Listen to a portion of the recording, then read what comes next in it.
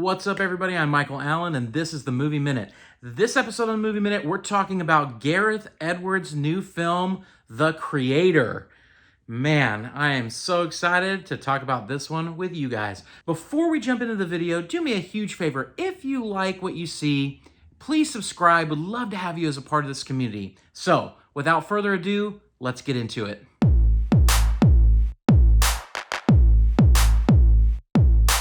All right, so let's talk about The Creator.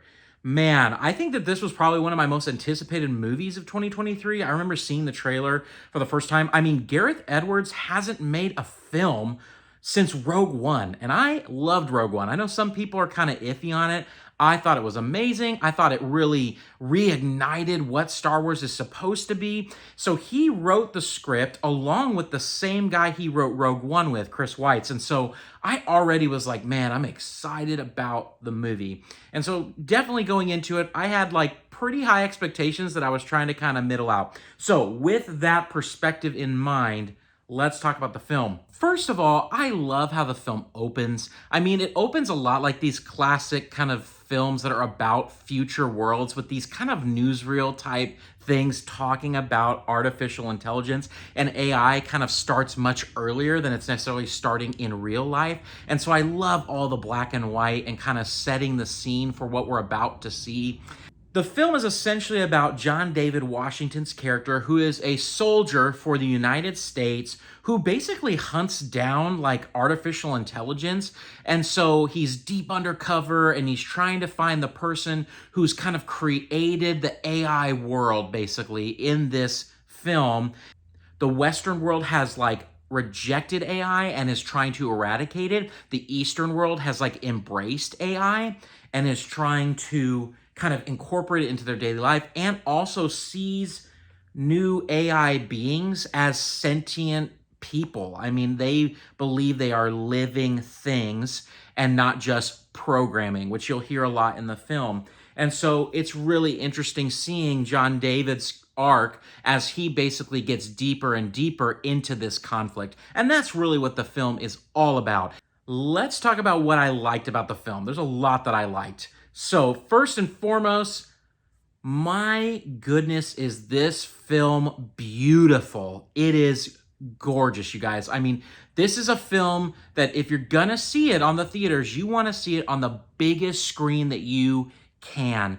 I mean, ILM did the effects and the VFX for this, and I mean, they just prove that they are the best. They're just the best in the business. There's no doubt about it. They started it back in the day with Star Wars and Jurassic Park and all these innovative spaces, and they prove once again that they are at the top of the game. These AI characters in these films, everything looks so hyper realistic. It is insane. I mean, every single frame, you're just like, wow, gorgeous. Gorgeous settings, gorgeous landscapes, gorgeous art. I mean, gorgeous colors.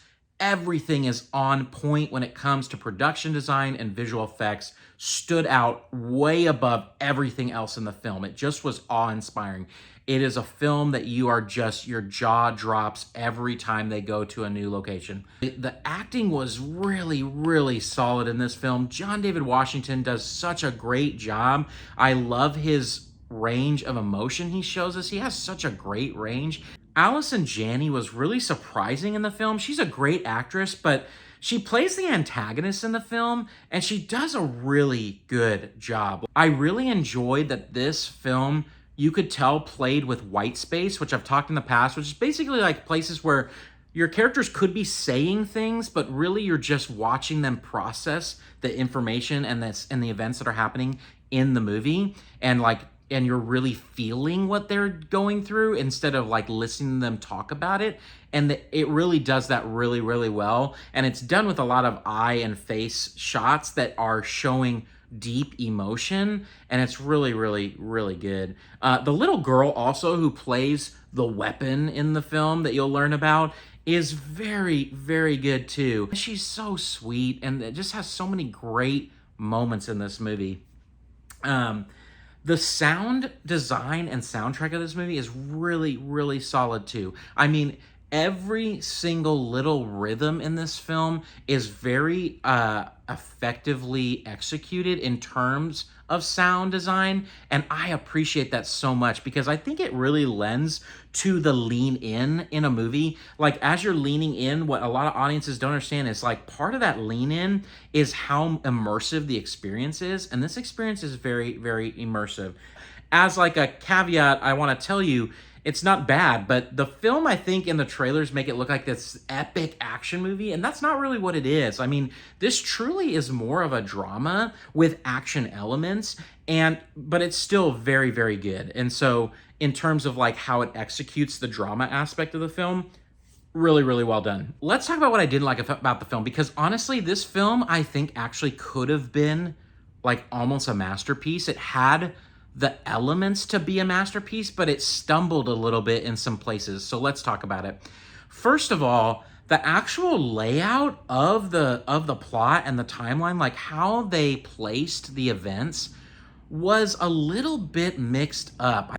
All the way through Act 2, you are totally like full on immersed, wanting to know what's going on.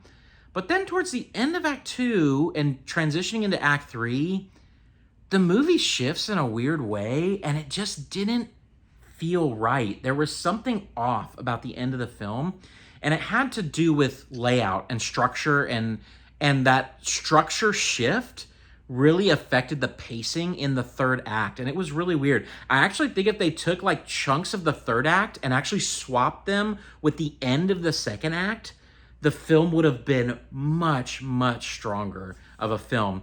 And that leads me to say one of the other things I didn't like is they did a lot of flashbacks in this, and the early flashbacks work really, really well to helping you understand what's going on, but the later flashbacks are basically distracting. I think you could have cut it, which ultimately, I think when I was thinking about it, you could have cut probably 10, 15 minutes off of this film, and a lot of that time could have been done in taking out some of these flashbacks that just don't really add up at the end of the film.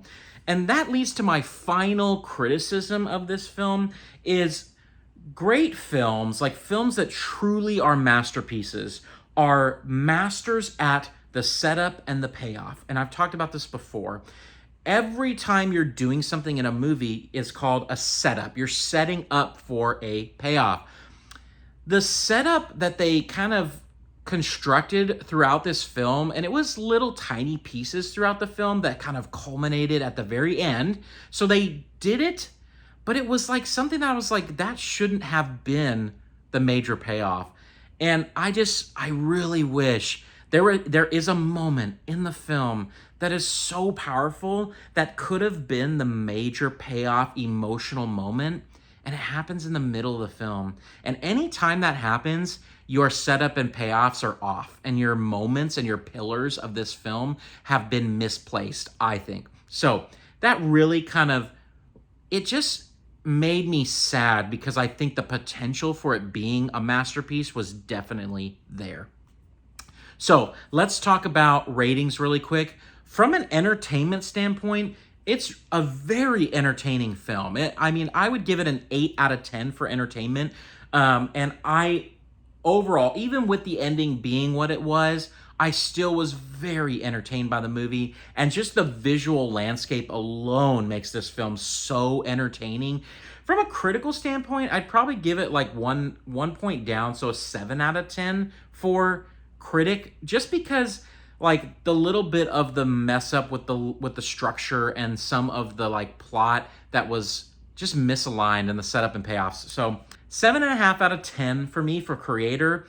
Really, really great movie. So from a badge standpoint, I totally give it a popcorn bucket. This is absolutely worth going to the theater and seeing. I think it's one of those films that actually is almost essential to see in theaters because of how absolutely gorgeous it is.